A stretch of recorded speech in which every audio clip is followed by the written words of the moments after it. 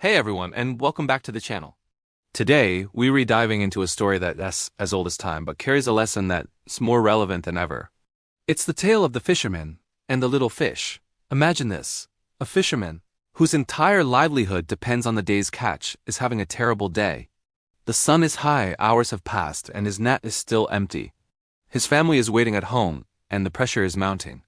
Finally, he feels a tug on his line. He pulls it in, full of hope, only to find a single, tiny fish, barely bigger than his thumb. Disappointment washes over him. As he's about to toss it into his basket, something incredible happens. The little fish speaks. "Please, spare me, Mr. Fisherman." It pleads, "I'm so small, I'm not even a mouthful. Let me go, and I'll grow bigger. Come back in a few weeks, and I'll be a magnificent meal for you and your whole family. I promise." Now, what would you do? This is a classic dilemma, isn't it? The promise of a much bigger reward in the future versus a small, guaranteed gain right now. The fisherman looks at the tiny pleading fish, and then at his empty basket. He thinks about the long, fruitless day he's had. He thinks about the uncertainty of the future. Will he be able to find this exact fish again? What if another fisherman catches it? What if a bigger fish eats it? The future is full of what-ifs, but the tiny fish in his hand is a certainty. It's not much, but it's something. It's more than the nothing he had just a moment ago.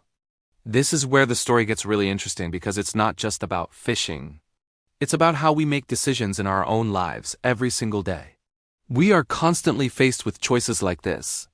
Do you take the safe, stable job, or do you chase the risky startup dream that promises a massive payoff down the line? Do you put your savings into a low-risk bond, or invest it all in a volatile stock that could triple your money or leave you with nothing? The fisherman's decision reveals a profound truth about human nature and the value we place on certainty. He listens to the little fish's grand promise, a promise of a future feast, a solution to all his problems. It's tempting, so tempting. A big, juicy fish that could feed his family for days. But then, he looks at the reality of his situation. He is a poor fisherman. His daily bread depends on what he can bring home today. For him, a promise is just a collection of words, while the tiny fish is tangible food. So he makes his choice. He ignores the plea and the promise. He carefully places the small fish into his basket. And as he does, he says to himself, "How foolish I would be to throw you back. However small you may be, you are better than nothing at all." And that's the core of the story. A small, certain gain is worth more than a large, uncertain promise. This isn't to say that we should never take risks or dream big, of course not. Ambition and long-term planning are essential for growth and success. The story isn't about crushing your dreams. It's about being grounded in reality. It's a warning against being so mesmerized by a potential, far-off jackpot that we overlook the small, valuable opportunities right in front of us. Think about it in terms of personal projects. How many of us have a grand idea for a novel, a business, or a YouTube channel, but we never start because we're waiting for the perfect time, the perfect idea, or the perfect equipment? We're waiting for the big fish. Meanwhile, we could be writing one page a day, creating short videos with our phone, or drafting a simple business plan. These are the small fish. They might not seem like much, but they are real progress. They build momentum. One page becomes a chapter, one short video builds an audience, one small step leads to a real business.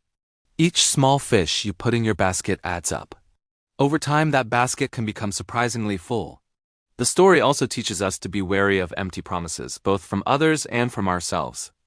People might promise you the world, a promotion, a partnership, a great opportunity, but until it materializes, it's just a promise. It's wise to be optimistic, but it's wiser to base your security on what you actually have, not on what you might have one day. The fisherman understood this instinctively. His experience taught him that the sea is unpredictable. A promise from a fish is, well, even more unpredictable. He chose the tangible over the hypothetical. He chose to secure a small meal for his family that day, rather than gamble on the chance of a bigger meal another day, a day that might never come. This is a lesson in practicality and self-reliance. It's about taking control of what you can control. The fisherman couldn't control whether the little fish would grow up or whether he'd find it again. But he could control whether he had something to take home that day. Let's apply this to our modern lives, especially in the age of social media and instant gratification. We are constantly bombarded with images of huge successes. People showing off their mansions, their sports cars, their overnight success. It's easy to look at our own slow, steady progress and feel discouraged. We see the big fish they supposedly caught, and we start to despise the small fish in our own nets. We think, why am I working so hard for this small raise when that person became a millionaire trading crypto? But we don't see the years of work, the failures, the luck, and the thousands of small fish they had to catch before they landed the big one. Or worse, the story we're being sold might just be a big promise, not a reality. The lesson from our fisherman is to value your own journey. Appreciate every small win. Every task you complete, every skill you learn, every dollar you save, that's a fish in your basket. It's real, it's yours, and it's infinitely more valuable than the fantasy of a lottery win or a get-rich-quick scheme. So, how can we be more like the wise fisherman? First, practice gratitude for what you have right now. Don't let the pursuit of a bigger, better future blind you to the small joys and achievements of today. That small fish is still nourishment. Second, break down your big goals into smaller, manageable steps.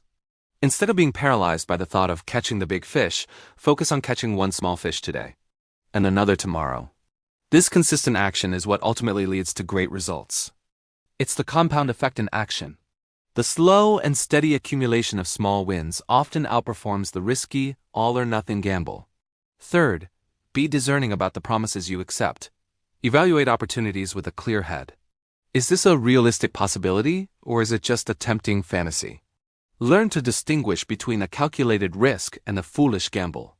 The fisherman wasn't a pessimist. He was a realist. He assessed the odds and made a practical decision based on his circumstances. In the end, the fable of the fisherman and the little fish isn't about settling for less. It's about building a foundation for more. It's about understanding that real, sustainable success is built brick by brick, or in this case, fish by fish. The grand promises are exciting, but the small, consistent efforts are what truly build a life. The fisherman went home that day not with a feast, but with something to eat. He ensured his family's survival for one more day, and that gave him the strength to go out and fish again the next day and the day after that. That is the nature of persistence. It's not always glamorous, it's often a grind. It is about catching a lot of small fish before you ever have a chance at a big one. So the next time you feel discouraged because your progress seems small, remember our fisherman. Look at that little fish in your hand, appreciate its value, put it in your basket, and get ready to cast your net again. Because that small gain is real, it's yours, and it's better than nothing at all. Thanks so much for watching today. I hope this story gave you something to think about. What are the small fish in your life that you've been overlooking? Let me know down in the comments. I'd love to read your thoughts. And if you enjoyed this video, don't forget to hit that like button and subscribe for more stories and lessons to help you on your journey. See you in the next one.